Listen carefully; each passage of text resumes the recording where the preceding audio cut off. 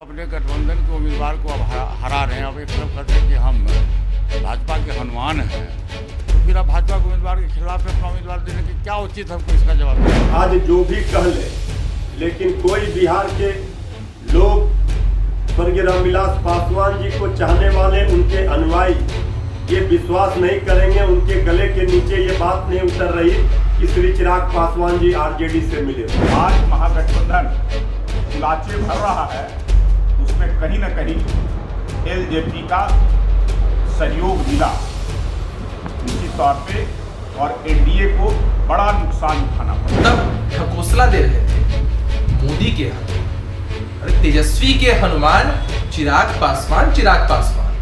उनकी राजनीति सिर्फ इसीलिए थी ताकि राजद को, महागठबंधन को फायदा हो सके।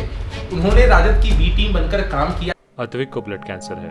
उसके माँ बाप उसके इलाज कराने में असमर्थ हैं। इन्हें आपकी एक छोटी सी मदद की जरूरत है। डिस्क्रिप्शन में दिए हुए लिंक पर जाएं और अद्विक की उम्मीद बने।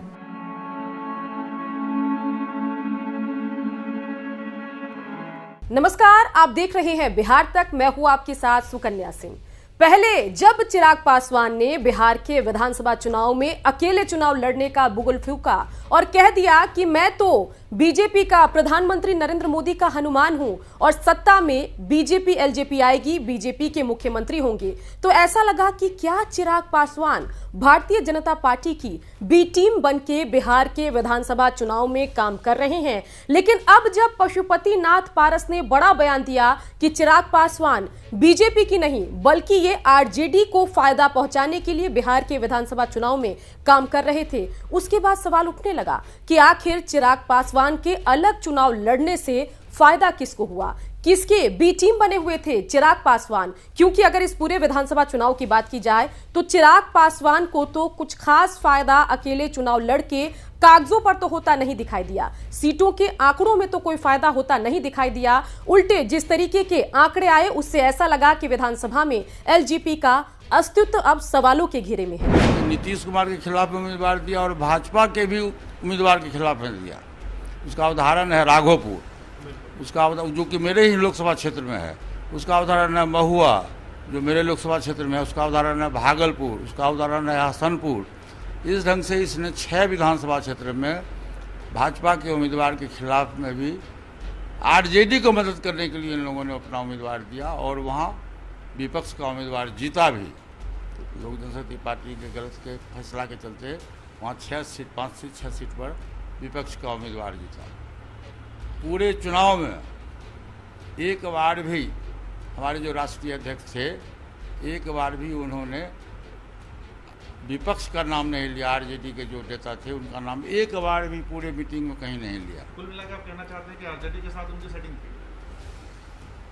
निश्चित रूप से था। जब पारस का ये बयान आया तो उसके बाद बिहार में सियासत तेज हो गई। बिहार के नेताओं ने क्या कुछ कहा, आइए सुनते हैं। लोग स्वर्गीय रामविलास पासवान जी को चाहने वाले, उनके अनुयायी ये विश्वास नहीं करेंगे, उनके गले के नीचे ये बात नहीं उतर रही कि श्री चिराग पासवान जी आरजेडी से मिले हुए। आज जेडीयू के गोद में बैठ करके जेडीयू के झांसे में वो फंस गए हैं, तो जेडीयू की भाषा कहेंगे, लेकिन स्वर्गीय रामविलास पासवान जी के बंगले को वो दखल नहीं कर सकते हैं। आज भी श्री चिराग पासवान जी कहते हैं कि हम हनुमान हैं आदरणीय प्रधानमंत्री नरेंद्र मोदी जी के। तो हनुमान के घर में आग लगता हुआ देख करके श्री राम क्यों चुप है, इसका भी जवाब लोगों को चाहिए। विधानसभा चुनाव के दौरान एलजेपी का एनडीए गठबंधन से अलग होकर लड़ना एनडीए को नुकसान पहुंचाया और महागठबंधन को फायदा हुआ।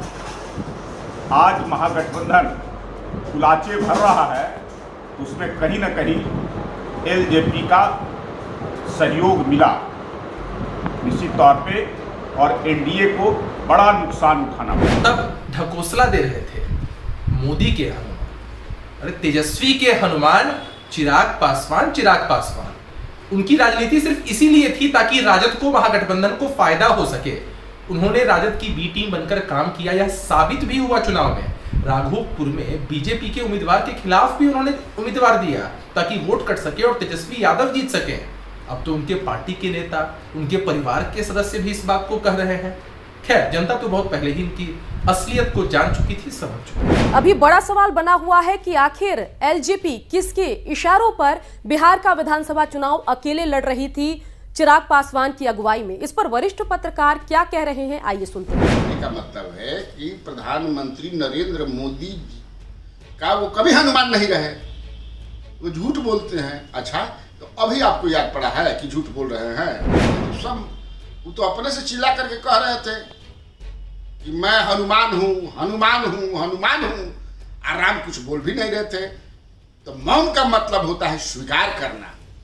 पारस जी, राम तो चुप थे, इसका मतलब कि मान रहे हैं कि वो हमारा हनुमान है, और हनुमान को जो जिम्मेवारी सौंपी गई थी,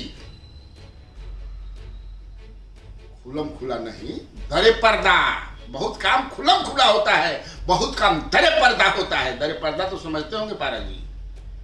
तो उन्होंने तो कर दिया, अपना घर कमल को आबाद कर दिया, तीर को तोड़ दिया। तीर बेचारा आह आह करके जंगे मैदान में धराशायी हो गए। तेजस्वी यादव को लाभ हुआ, तेजस्वी यादव के लिए कर रहे थे।